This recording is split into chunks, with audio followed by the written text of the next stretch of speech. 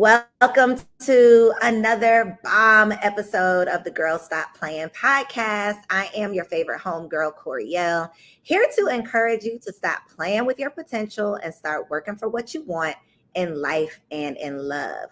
You already know that I believe you can make the money and you can get the honey as long as you are willing to work for it. Today we have an OG, triple OG, big boss in the building, virtually, of course. Y'all, she needs no introduction, but I'm gonna go ahead and give her one so we can put some respect on her name.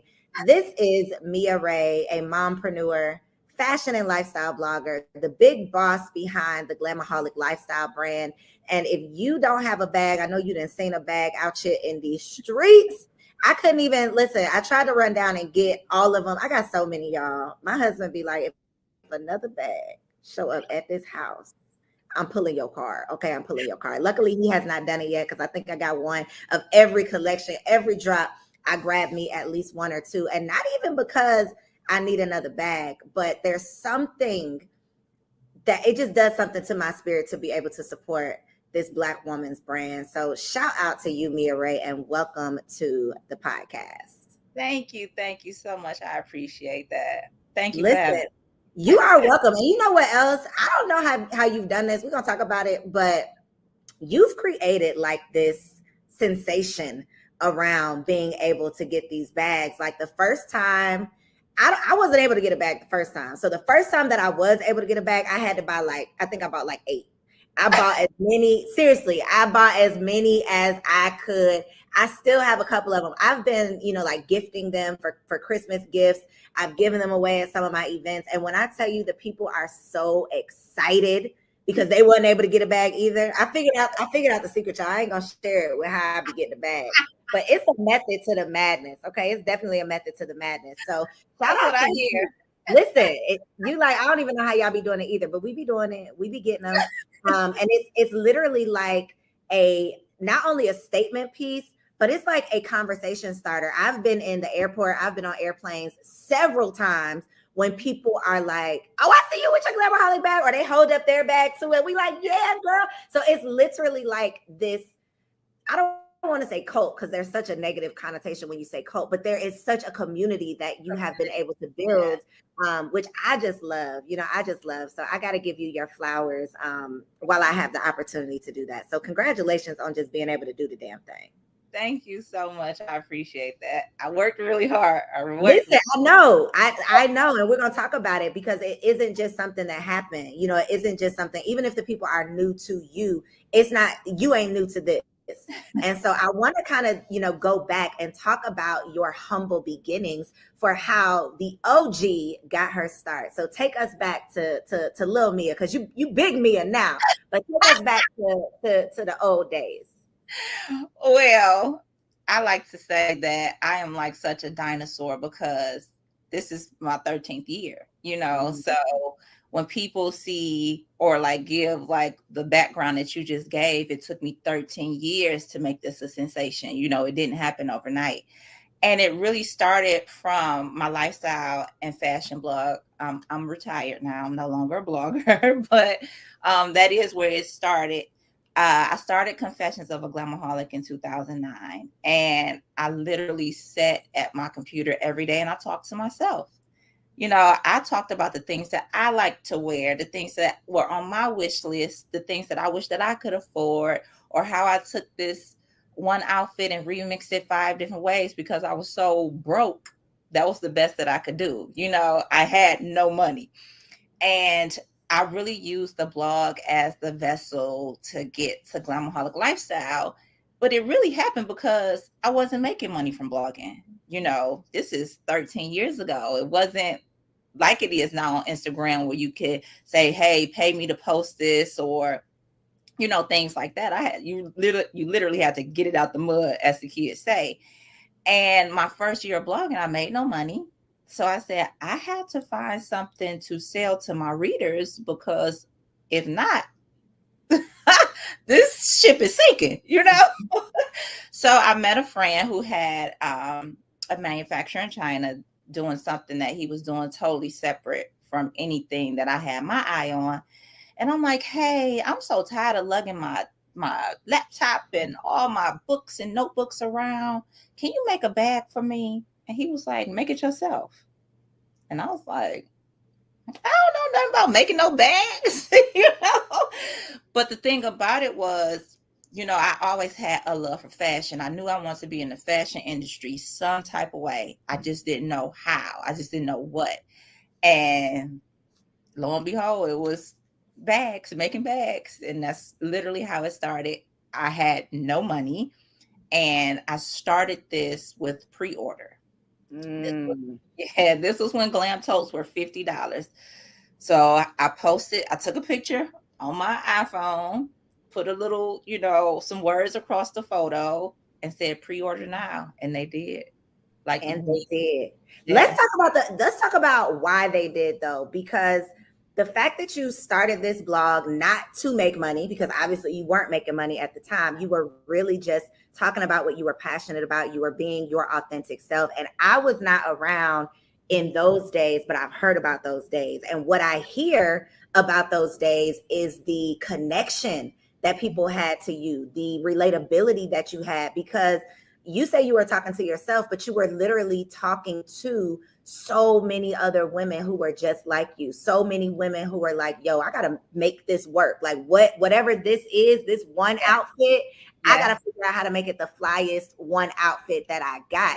And I know that a lot of your content was around helping people like on a budget. Like, how can we look like we balling on this budget? How can we make the most of the money we don't have? And a lot of times, you know, people think that they got to start with all of this stuff, but you literally started with what you had and were able to grow it into a multi-million-dollar brand. So again, just got to give you your flowers for not starting this to even make money, but really starting it doing what you love. And I think because you started with doing what you love, people could feel the love. And so when you did, you know, finally put a price tag on something, they like, yo, where do we pay? Because you helped us to save some money. You helped us figure out how to make some money. And now we want to sow that back into you. And your success is a testament to what you were able to do, of those seeds that you were sowing 13 years ago. And so I love that you didn't just talk about it. Like, your testimony and what we are seeing now is literally just proof that when you are pouring into people, because that's all you were doing. Right? You were pouring into people, not even knowing. You probably didn't even know what you were doing at the time. I did. You were doing what naturally came to you. And I feel like those are the businesses that are lasting. Those, and not just businesses, but you've built a brand. Like, it don't matter if you selling, I don't need another suitcase, baby. I do not need another suitcase. I don't need a makeup bag. I don't need a jewelry case, but I got them because you have created this culture where people not only want what you got, but they want it because they want to support you. And I think that it comes from us knowing that you didn't start this thing just to make money. Like, you were literally just pouring your love into those blogs. And now you're pouring your love into these bags, and we can feel it and we want a part of it. So you were really creating the community before the social media thing, before, you know, it was like the popular or the cute thing to do. And so for anybody out there that's listening that feels like, well, I don't even know where to start, like, start with your heart. Because I feel like that's what you did. Like, that is truly what you did. What advice or words of encouragement can you offer to somebody who might be doing what they're passionate about right now, but they're not profitable? I would definitely say, because even leading into or piggybacking off of what you just said, I was completely clueless. I had no idea what I was doing. I didn't even know an entrepreneur. Like, no one in my family is an entrepreneur.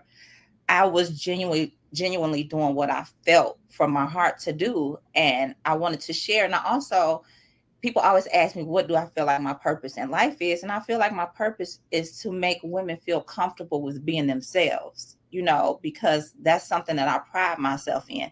I'm not the prettiest. I'm not the skinniest. I'm not the smartest. I'm not the, you know, the list could go on, but I'm me. You get what I'm saying? And I like me, you know, so I really wanted people to feel comfortable and in the situation or the space that they're in, because no, I didn't have money, but I could still look nice. I showed up in every room with my head held high with my little Forever 21 dress on, you know, that I done remixed 5 times. But to get back to your question, I feel like people need to focus on what it is that they genuinely want to put out into the world. You know, it's not really about what people want to see. And I always tell people this. I don't do like polls and say, hey, what do you guys want to see from me this week? It's like, this is what I have to offer you. If you build it, they will come. You know, this is what I have to offer to the world. And I want people, and those people who gravitate to it, relate to it, understand it, who feel it, who vibe with it, they come, you know. And the people who don't, those aren't my people. I don't worry about my people. I mean, those people, I worry about my people. So I want people to understand that if you're passionate about something and it's not profitable at this time, you have to keep that ball rolling. You have to keep it going, because what's the timeline on it? You know, I always tell people, you would never do what I did. It took 10 years for me to blow. So you would have gave up on year number 2. I did not have a car. I did not have a house. You know, all these list of things that people put on their list of goals, I didn't have, but I kept going. And now I could do any and everything I want. But the fact of the matter is, I think it was Oprah I was listening to one time, and she said, if you'll do it for free, that's when you know it's your passion. If you'll do something over and over, you get up every day, not making a dollar, that's when you know you're passionate about it. The money, it'll come, but the passion is what drives it. Mm-hmm. And I love that you talk about the fact that it was 10 years in the making, because you have to be able to start, even though you don't know what that finish is going to look like, or even though you don't really, we have an idea of this timeline. And like you said, most of us is like, if I ain't figured it out in 2 years, this ain't for me. But you stayed down for your own dream, and you were willing to do the work even when you weren't seeing the results, right away. And so if anybody, if God literally came down and told you, I know it's looking rough at year 1, year 2, year 3, year 4, year 5, but by year 10, this thing is going to blow in such a way that it's going to blow your mind. Anybody would sign up for that. But you got to be willing to sign up for the unknown. You got to be willing to bet on yourself in such a way that you know it's going to blow. And whether it's year 10 or year 20, tell me, was it worth it, Mia? What you are experiencing right now, would you do it all over again to get here? And I know you got more coming, so you ain't even at the top of the mountain yet, but would you be willing to do those rough days, those no car days? I think you were living in like the attic, or your mama's, like, would you be willing to do that over again to get to this point? In a heartbeat. I would do it all over again in a heartbeat. I just posted my second Forbes interview, and I thank you. And I told people in that moment, I remember being on my knees crying, like, I can't even pay my light bill, like on my knees, like, what? I remember sending my son, I didn't want him to miss out on like a summer camp. I had to buy a plane ticket. I get to Washington, D.C. I probably had like $232 in my bank account. And I sat in a hotel and I'm like, what is going on? Like, it's things that people don't know that I went through, and how I just wouldn't give up. I couldn't believe, like, just some stuff that I remember. I'm like, girl, was you crazy?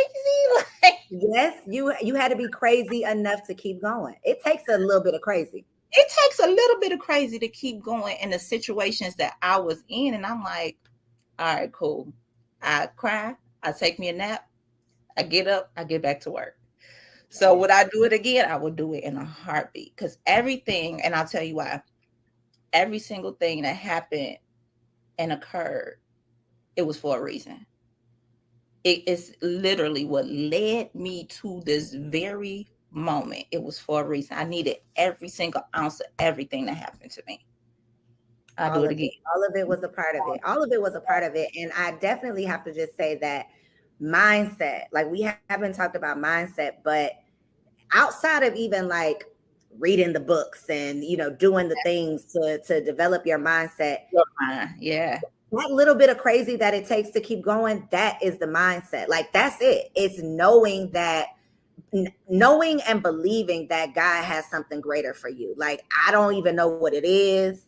I can't describe it. I can't even imagine it right now. Because I know back then you couldn't even imagine. Like, if somebody would have told you, if somebody would have just showed you a vision, you would have been like, girl, stop playing. So the mindset piece of because everybody thinks it's skill set. Like, I gotta have what everybody got in order to do it. But no, you gotta have the mindset that I'm gonna figure this out. I'm gonna keep going even when I don't know how I'm gonna keep going. Even when it seems like it's not working out, even when it feel like God then forgot about me, like I'm going to keep going because I didn't forget about me and I didn't forget about, you know, the promise that he made me. And so I love it for you, Mia. I can't lie. It's like, I say I wasn't around in those days, but I feel like, yo, this is my homegirl. And I feel like that's what people love about you is you make people feel like this is my homegirl and I'm going to support whatever it is that she has going on because you have remained, you know, true to yourself. You have remained humble. I don't really know how you remain humble because if I was doing the numbers, I'm just gonna tell you, if I was doing the numbers like you doing the numbers, I don't know if I'm gonna be that humble, Mia. I don't know if I'm gonna do it. That's probably why I ain't got it yet because I don't know how to act. But you make people want to, you know, support you and just throw their money at you. And again, I know that, you know, your mindset being able to push through. That was definitely part of it. Do you have like a book that you can reference or something, a podcast? I know you mentioned Oprah, but is there something that you can share that someone who right now, like they know that they're meant to do something, they might not even know what that something is, but they know that they need to work on their mindset in order to figure it out. Is there some resource that you can offer or share that has helped you along the way? I mean, outside of the Bible, because, you know, just knowing that the power of the tongue and the mindset and just believing. I always say I had this feeling. I know it's the Holy Spirit telling me to keep going, you know. So it's like you have this feeling. Something is in you telling you to keep going. Don't stop. I had that time after time after time. And I look back, I'll be like, that's what that was. You know, but a lot of people, when it comes to the books, it's like, and kind of like what you said, you can read every book in the library. If you don't believe in you, it's kind of like it's gonna go on one ear and out the other. I've read plenty of books. I remember when I first started, maybe in year number 2, 3, maybe, I read The Secret, you know, and I know somebody told me it's like The Secret is like the Bible. It just takes the religion out of things. And I can see that, but also The Secret is about just what you believe, what you speak, what you know, bring around you. And those things kind of help me to, in the beginning stages, realize like, okay, it's time for me to start maybe focusing my attention to the things that I really want out of life. You know, I remember Oprah was the first person that told me to, and I always say told me, like she told me personally. I was going to say, come on, speak it, because she's going to be telling you. She's going to be telling you. That's my auntie. But she was the first person I ever heard talk about a vision board. And I started that vision board when I first began my business. And I look at it now and it's like, I really got damn near everything on that vision board, you know. I remember reading the 4 Agreements. I absolutely love the 4 Agreements. And I think sometimes when I apply those things, those are the things that separates me from other people. I don't take a lot of things personal. Girl, that was we about to get into it because I'm glad you said the 4 Agreements because that literally leads me into my next question. But go ahead, I'm gonna let you finish. Though. You know, I don't take things personal. That book really like lay out a mindset type of checklist, I should say, of how I maneuver through life and through business. But what really like started this for me was Koereyelle Simmons' Fabulosity. When I was still working my 9 to 5, I had that book on my desk and I read it every day. And I said, this is the life I want. This is how I want to live. This right here. And I remember getting up from my desk one day and going to tell my supervisor I was putting in my 2 weeks. And I was like, I'm out of here. I ain't had a job since. I love it. Ain't had a job since. And you, at that time when you gave that notice, you probably didn't even know what the next 2 weeks looked like, but you knew you had a vision though, because that book gave you just a little glimpse of what was possible. And for a lot of people, like you said, we don't come from family of entrepreneurs. We don't come from just the glitz and the glam. And so we don't think it's possible for ourselves because we haven't ever seen it. And sometimes it takes a book, it takes a movie, it takes, you know, something for you to be able to see what's, if it's possible for them, it's possible for you, but you just got to be able to see it. And vision boards, that's the magic behind vision boards. It's like being able to see it, you know, and imagining it and envisioning it, and then putting yourself in that picture and knowing that it's possible. So yes, The Secret, amazing. If you ain't a book reader, you can watch it.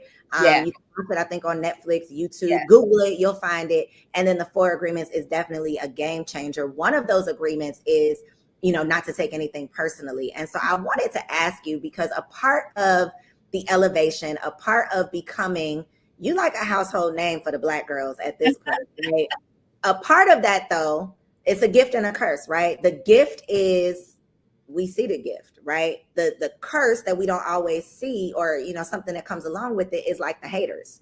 Because as many people that are singing your praises, it's always somebody that's trying to tear you down. Absolutely. How do you deal with that side of it? And, you know, I follow you, and I feel like the people who ride for you, they ride for you. And so you don't have people talking crazy in your comments. Well, I don't know if you do, but I don't ever see people talking crazy in your comments. I see the people singing your praises, but I know that there's some people out there talking crazy. They exist. Handle it. How do you handle the haters that come with the success? I'll tell you this little backstory. So I was a teen mom. I had my first child at 17. So pregnant at 16, it was the first day of school, and I'm sitting at the kitchen table with my big mom, and I'm crying. She said, "You don't want to go to school, do you?" I said, "No." She said, "You worried they're going to talk about you?" I said, "Yeah." She said, "They talked about Jesus. What you think they're going to do to you?"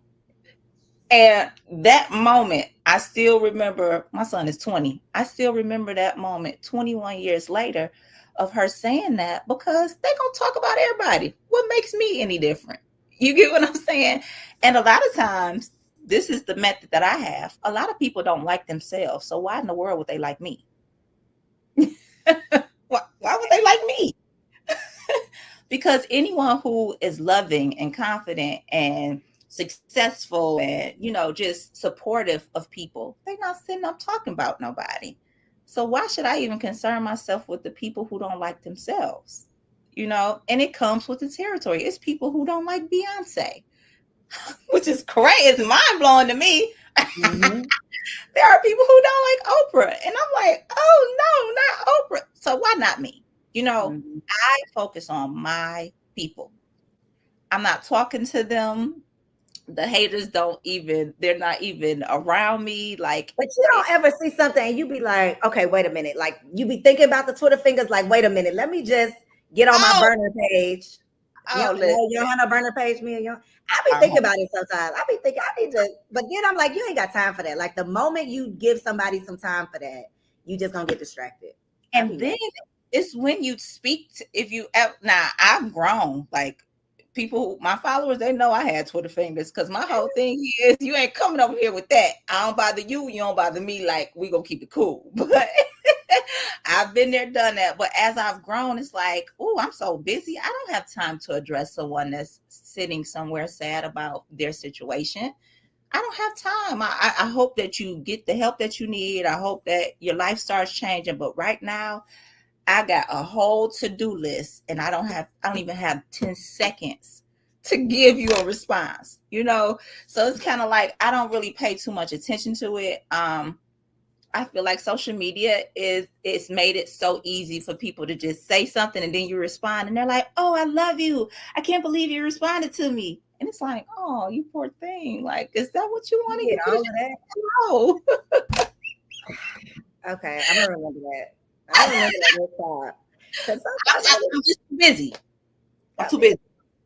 I'm too busy. I'm gonna come back to that. I'm still in my growing. I'm still in the growing. I ain't gonna lie to you.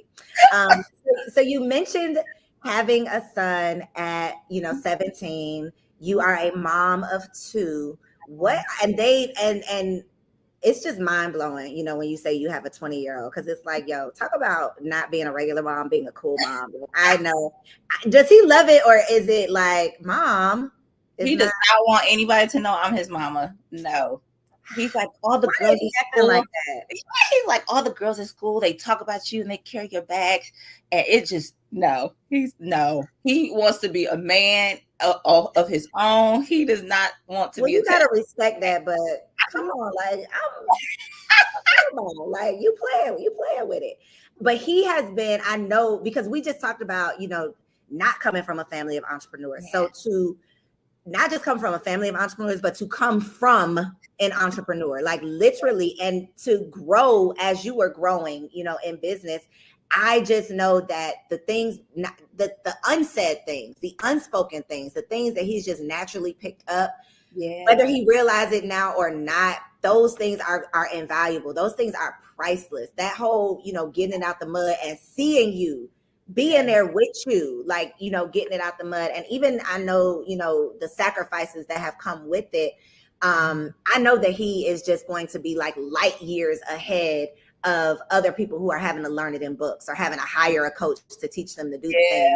And, little Santana, I know he's getting to see, like, I know that he's been around for maybe some of the mud, but now he's definitely seeing like the glitter and the gold. So his experience was probably a little bit different.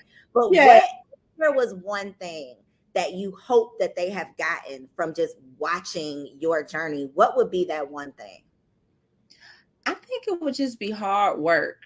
I pride myself in being a hard worker. I pride myself in being someone who just won't give up. I'm always looking for the solution. And I think when it comes to your children, well, I'll speak for myself. When it comes to my children, I want them to be able, and I say it all the time, I'm not going to be here for forever. So I want you to grasp on and hold on to what it is that you see from my life. And this came from faith and hard work. I really want my children to be able to stand on their own when I'm no longer here. Even now, I just want, as a man, it's really, it's something different when you're raising men. I want my 2 Black men to know how to stand on their own, be consistent, give your all. I don't care if you wanted to be a professional dog walker. I want you to be the best dog walker there is. I want you to set yourself apart from these other dog walkers to know that you yourself put your feet right in front of each other and made it happen. So I really think that outside of the hard work, just humility. I want my children know that, when it comes to life, money is not, I don't really focus on the money. I know I call myself money making me a Ray and all that. I get that. But the fact of the matter is that I did this years on top of years, no money, and the outcome was the abundance. But still, when it comes to being very humble and very strategic with how you maneuver through life and helping other people, that's what I really want my boys to really see. It's about helping other people and making sure that you got, a good head on your shoulders. You got you some sense, because, people climb and gotta pull that rug from right up under you before you know it.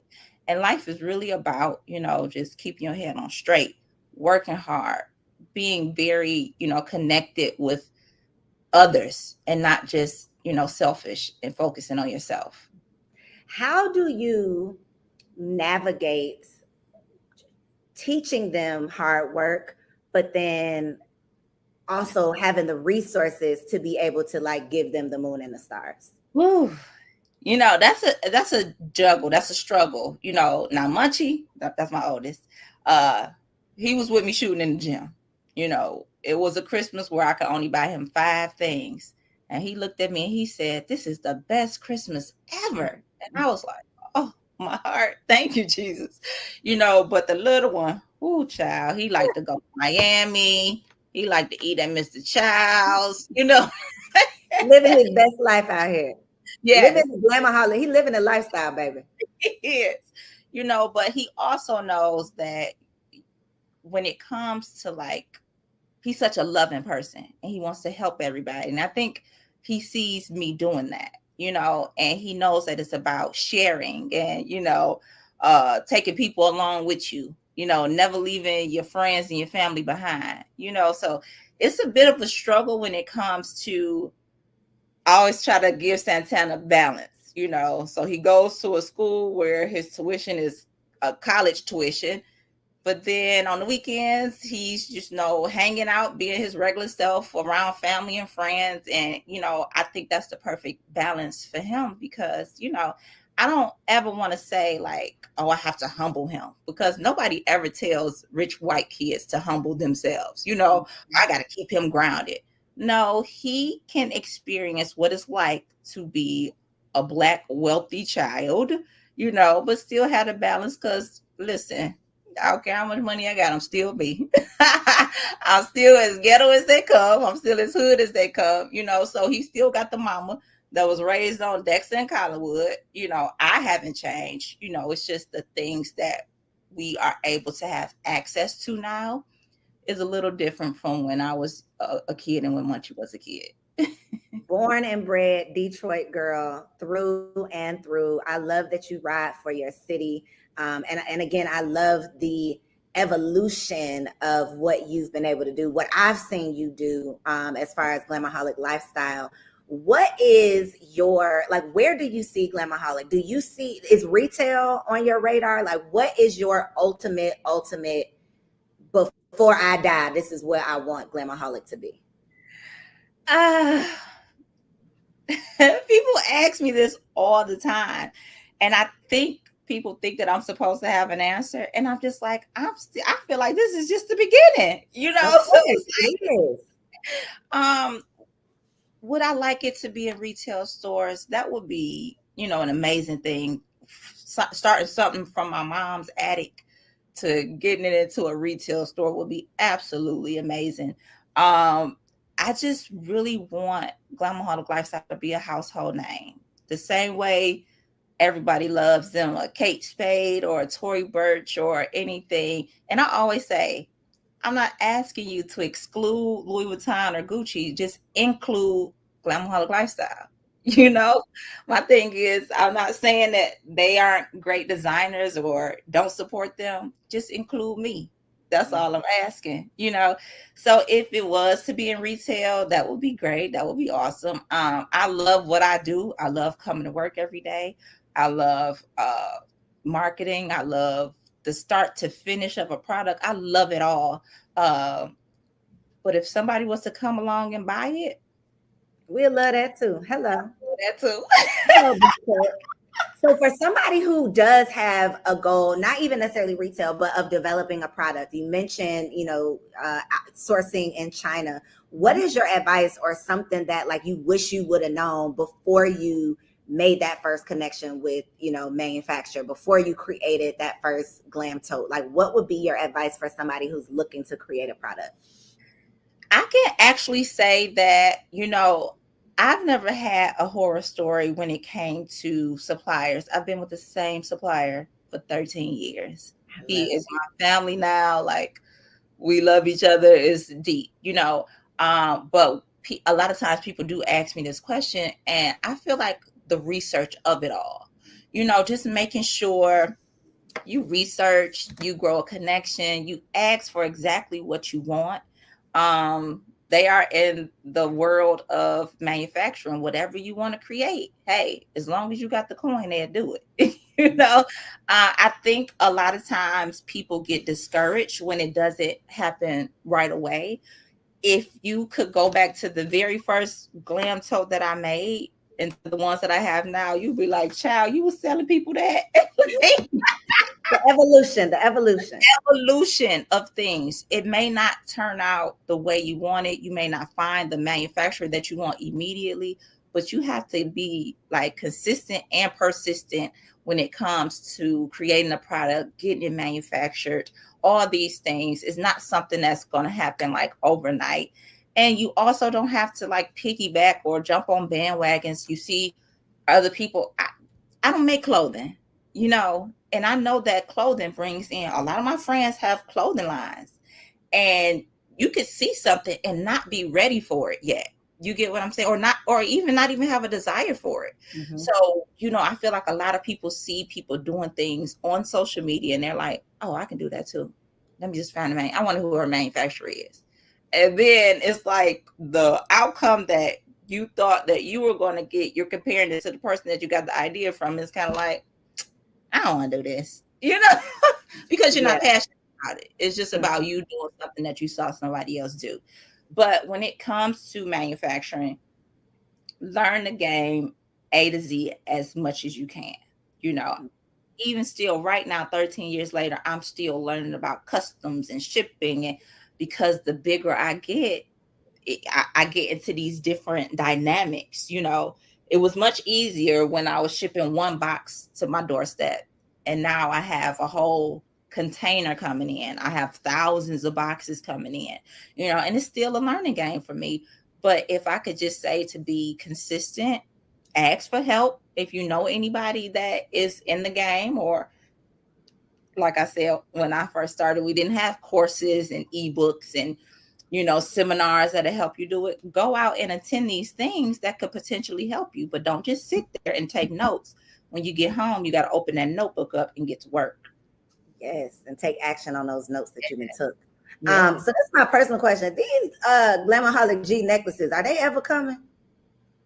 This is a personal thing. I mean, your business. I know you be getting mad at the people when you like, this is not what we even talking about. But I just figured I would go ahead and throw that out there. You could just roll your eyes and not answer if you want to. It's a surprise.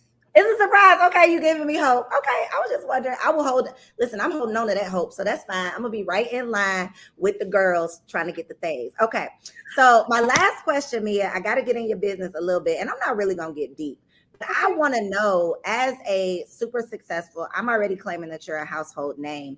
As you evolve, as you grow, as you become more well-known, how does that affect your dating life? Well, I've been in a relationship for 4 years now. Oh, shit. Okay. Okay. Newsflash, baby. He's behind the scenes. Got it. Okay. All right. Okay. Well, we can X that off. We've been together 4 years now. So it's been a good minute of, but I can still comment on this because I was Mia Ray when I met him, When I was who I was when you found me. Okay. I was already Mia Ray. But I feel like I get this question a lot when it comes to like you being this strong, successful woman. Like, how does it make your man feel? And you really have to just, when it said it's somebody for everybody. And my person is the person that want Mia Ray to shine, and he want to stand in the background and mind his business and go about his day. He's not in competition with me. He don't want to be me. He don't want nothing that I got, So when it comes to that, you will, like, I've seen you find your person. Like, I was there seeing you find your person. Okay, I saw it. So I feel like, watching stuff or watching people like you gives so many women hope that it's possible, because the world makes you feel like you have to choose between success and love. And I ain't got to choose nothing. Like, I can have any and everything that I want, and I have it, but I do know that's something that, I went through. I kissed a lot of frogs, Every frog ain't your friend. They don't want to see you happy. They don't want to see you rise. A lot of men are insecure when you're with a woman that is successful or making more money than you or things like that. But when love is the focus, like, I'd hate the money debates on social media. Like, the man got to take care of me. I can't stand it. People who ain't, it's like when you have the right person, all of those silly conversations go out the window. You ain't even worried about that type of stuff. No, this is a we thing. So it's like, this is a team. So we're not against each other. We're not using each other. But I do feel like that is something that, not just successful women or entrepreneurs, it's just women. It's something that, is a struggle for everyone. But I definitely feel like it does exist. I hope that, I do give women hope. Not that I share a lot about my relationship on social media. I don't, but it's just in the world that we're in now. I just want some stuff to myself, like you know. Yes. And I hope that women Have that honor that.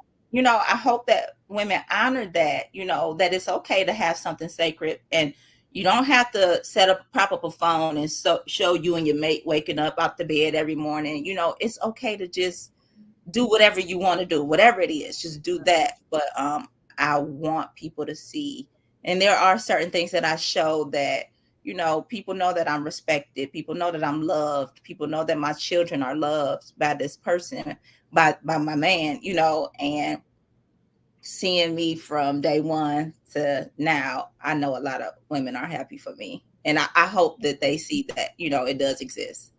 Yes, and you really can't. That's the whole, Mia, when I tell you, like you said, what would you do for free? Being able to inspire people, being able to have these conversations for Black women who are really like starting to lose faith, whether it's making the money or getting the honey or both. You know, it's like, this is what does it for me. This is really truly what does it for me. What really makes my spirit feel like, girl, you doing what you were sent here to do, because so many of us get distracted and lose faith and lose sight of what's possible for us. So I appreciate you, just all that you do to inspire the girls who, you know, don't have people around them that are cheering them on, or don't have people around them that are examples of what's possible. You are literally showing the little Black girls that it truly can happen if you are willing to work for it. So I appreciate you spending some time with us. Let the people know. I'm gonna go ahead and scroll it on the bottom. Now y'all can log on. I don't know if you're gonna be able to get anything, because she'll be acting. Sign up for the text messages though, because that's the real game right there, is get on the text list. How can they get on this list so that they can hope and pray for one of these bags? Well, I have a website full of inventory. I mean, sometimes we'll drop stuff does sell out really quick. I have a whole website full. So if you go to glamaholiclifestyle.com, you can sign up to receive emails and text messages, so you'll always be in the know of everything and the times that stuff happens. But I'm good. It's I got plenty of inventory. Okay. She got some stuff for y'all. Go check it out and add it to the collection. Like, even if you don't need something new, know that you are supporting a real person, somebody who is not just doing it for the coin, but, you know, she can use all the coins. So go on and slide them her way. Listen, I appreciate you, Mia. It's always a pleasure being able to connect you and share my platform with you. So thank you for being a part of the Girl Stop Playing podcast. And thank y'all for tuning in, tapping in. Another bomb ass episode with a baddie who got that bag. See y'all next time. Peace.